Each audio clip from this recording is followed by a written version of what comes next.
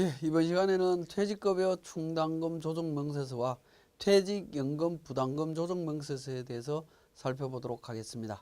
자, 퇴직급여 충당금과 관련해서는 이제 퇴직급여 재원을 마련하기 위한 방법이고요. 기업에게는 추계액의 100% 설정이 가능하도록 되어 있지만 현행 소득세법에서는 추가 설정이 불가능하도록 되어 있습니다.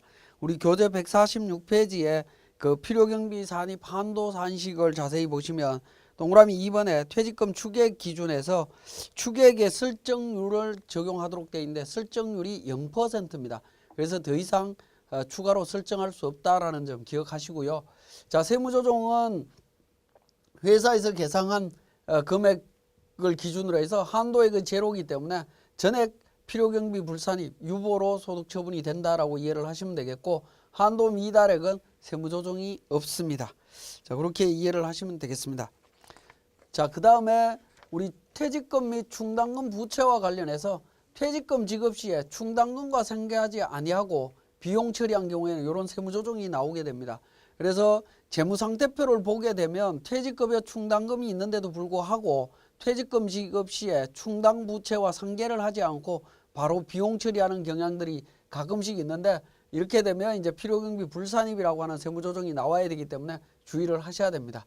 자, 그 다음에 퇴직금을 지급하고 그러니까 필요경비에 불산입된 충당금과 상계하는 경우에는 필요경비 산입, 퇴직급여 충당금 과다 상계로 유보 처리를 한다. 이렇게 이해를 하시면 되겠습니다. 자, 그 다음에 퇴직연금 납입과 관련되는 부분입니다. 퇴직연금 부담금 조정 명세서인데요. 자, 퇴직연금 등의 부담금으로서 지출한 금액은 필요경비로 인정을 해줍니다. 필요경비로 인정을 해주는데 필요경비 인정 방법에 대한 부분입니다. 기여형 퇴직연금의 필요경비 산입인데요. 연금 부담금 납부했을 때 회계처리 퇴직급여 100, 현금 100 이렇게 처리했을 때 전액 필요경비로 인정됩니다. 별도의 세무조정이 없다라는 겁니다.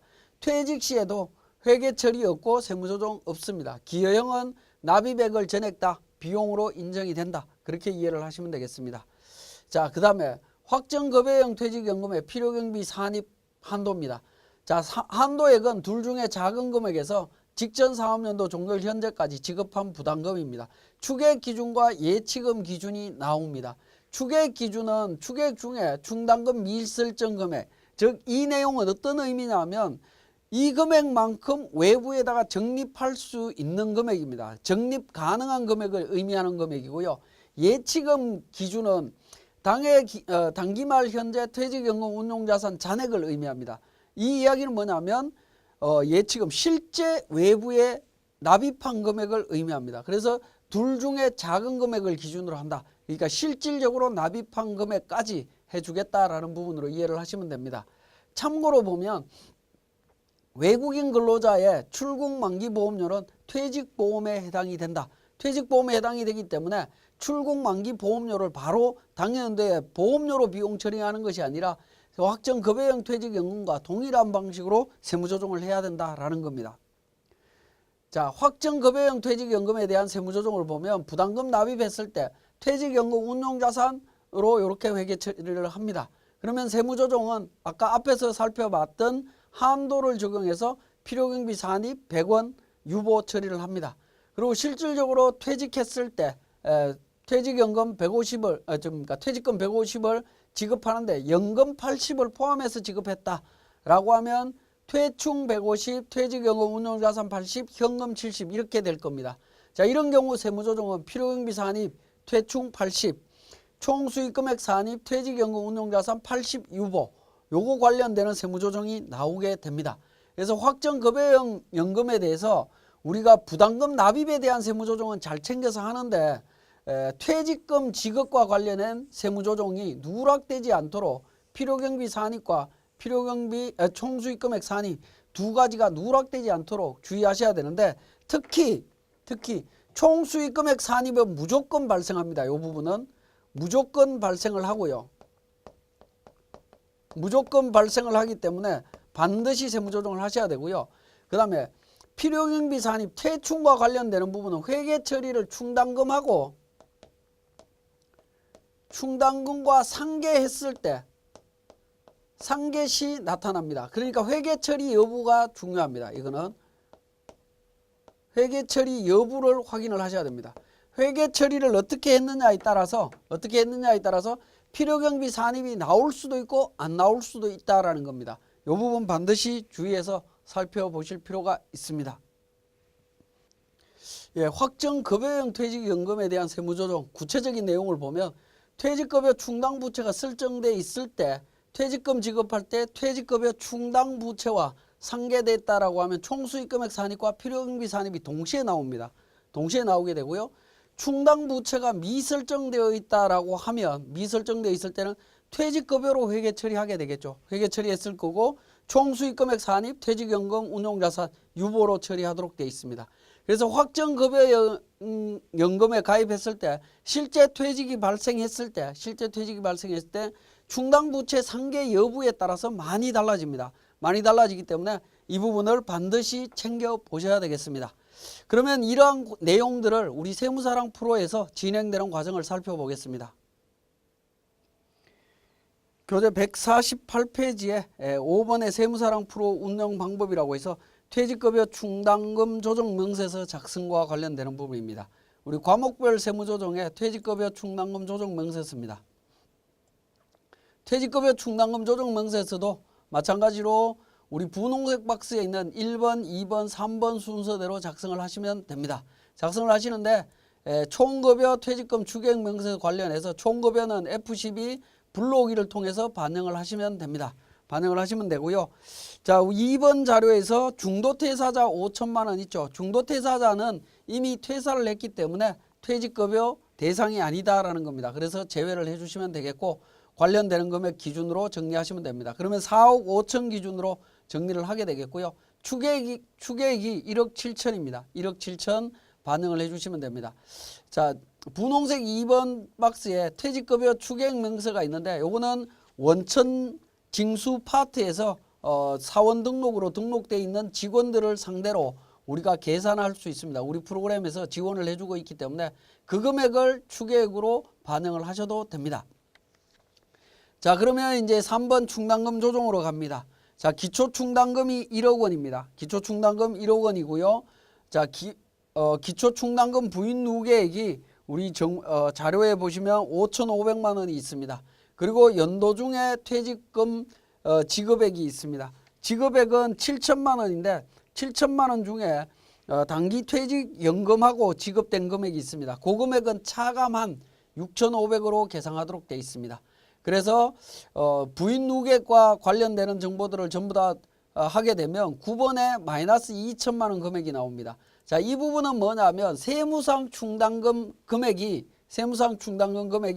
당해 연도 퇴직연금 지급 금액보다 작은 경우가 되겠죠. 작기 때문에 이 금액은 부인 누계액에 대한 추인 성격으로 이해를 하시면 됩니다. 2천만 원 필요경비 산입이 될 거고요. 한도액은 무조건 제로가 나온다라고 말씀을 드렸고 필요경비 계상액이 1억 4천이기 때문에 1억 4천 전액 다 필요경비 불산입을 합니다.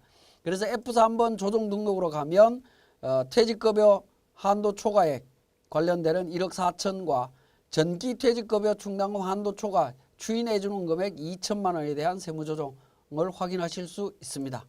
하시면 되고요. 자, 그 다음에 우리 교재 154페이지입니다. 4번 세무사랑 프로의 운용 방법이라고 해서 퇴직연금 부담금 조정명세서 작성과 관련되는 정보가 있습니다. 단기말 현재 퇴직금 추계액 1억 7천, 퇴직급여 충당금 1억 7천, 퇴직급여 충당금 한도 초과로 부인된 금액 1억 7천 이렇게 되어 있습니다. 자, 그 다음에 기말 퇴직연금 예치금 잔액 1,500, 500, 1억 1천 해서 기말 퇴직연금 예치금 관련되는 부분이 있습니다. 자, 우리 퇴직연금 부담금 조정명세서를 작성을 해보겠습니다. 자, 퇴직연금 부담금 조정명세서에 1번 기말 퇴직연금 예치금 등에 대한 잔액이 나옵니다. 기초연금이 1,500만 원이었고요. 단기 중에 지급한 금액이 500이고 예치한 금액을 기준으로 해서 연도 말에 1억 천이 있습니다. 그래서 1억 원이 추가로 납입한 금액이다라고 이해를 하시면 되겠습니다. 자, 그리고 17번에 기초퇴직연금 충당금 및 정기말 신고 조정에 따른 필요경비 산입에 1,500만 원이 있습니다.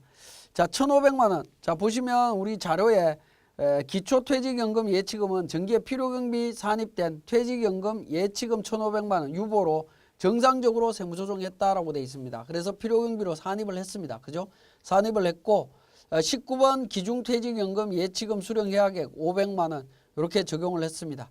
그리고 3번에 퇴직보험료 등의 보험료 조정에 와서 추객 1억 7천, 충당금 1억 7천, 부인 누객 1억 7천을 전부 다 입력을 하고 나면 15번에 1억 원이 조정 금액으로 나옵니다. 14번 본인 필요경비 계상액, 즉 손익계산서에 반영한 금액이 있느냐? 우리는 반영한 금액이 없습니다. 없기 때문에 15번 금액을 그러니까 필요경비 산입해 주시면 됩니다.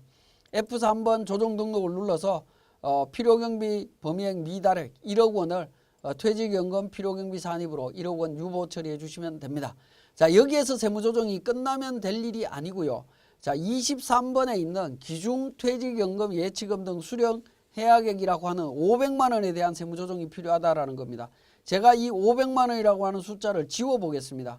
지워버리고 엔터를 치면 19번의 기중퇴직연금 예치금 수령해약액이라고 하는 부분이 취소가 되어버리죠. 그죠? 자, 23번에 500만 원 지급한 금액 500만 원 이렇게 하면 23번과 19번 금액이 지금 두 개가 동시에 움직이고 있습니다. 그죠? 기중퇴직연금 예치금에 대한 부분 19번 수령해약액은 17번 1,500만 원이 전년도에 필요경비로 인정되었던 부분이 당해 연도에 퇴직금 지급하기 위해서 찾아온 금액입니다. 전기의 비용으로 인정됐던 금액이 단기에 회사로 들어오게 되면 이 금액에 대해서는 사실은 총수익금액 산입 세무조정을 해야 된다라는 거죠. 총수익금액 산입 세무조정을 해야 되는데 이건 회계 처리 여부에 따라서 세무조정이 달라집니다. 교재 155페이지에 보면 퇴직급여 500, 퇴직연금 운용자산 500으로 회계 처리했다면 총수익금액 산입 500 유보가 될 거고요. 만약에 퇴직급여 충당금하고 상계했다면 총수익금액 산입과 필요경비 산입 두 개가 동시에 나온다라고 말씀을 드렸습니다. 그래서 F3번 조정 등록을 눌러봐도 그 500만 원 수령해약액에 대한 세무조정 사항은 나타나지는 않습니다. 가르쳐주지는 않지만 우리는 적극적으로 그 내용을 확인하셔서 퇴직연금 등 지급액에 대한 500만 원에 대해서 총수익금액 산입과 퇴직급여 충당금 500 상계 처리를 했기 때문에 500 추인 그러니까 필요경비 산입에 대한 세무조정을 진행을 하셔야 됩니다. 지금은 세무조정 사항을 누락하더라도 그러니까 총수익금액과 필요경비가 같이 산입되기 때문에 우리 사업소득금액에는 영향이 없습니다. 그런데 많은 회사들은 많은 곳은 퇴직급여 충당금을 설정하지 않기 때문에 이 세무조정을 누락하면 총수익금액 산입 누락 세무조정만 누락되기 때문에 산입하는 누락만 발생하기 때문에 사업소득금액이 과소계상될 수 있습니다. 그렇기 때문에 퇴직연금 부담금 조정명세서에서는 19번에 있는 수령해약액이 있으면 총수익금액 산입 여부를 반드시 확인하셔야 됩니다. 세무조정을 통해서 확인하셔야 그러니까 사업소득금액이 과소계상되지 않는다는 점 강조드리면서 퇴직급여 충당금 조정명세서와 퇴직연금 부담금 조정명세서에 대한 설명을 마치겠습니다.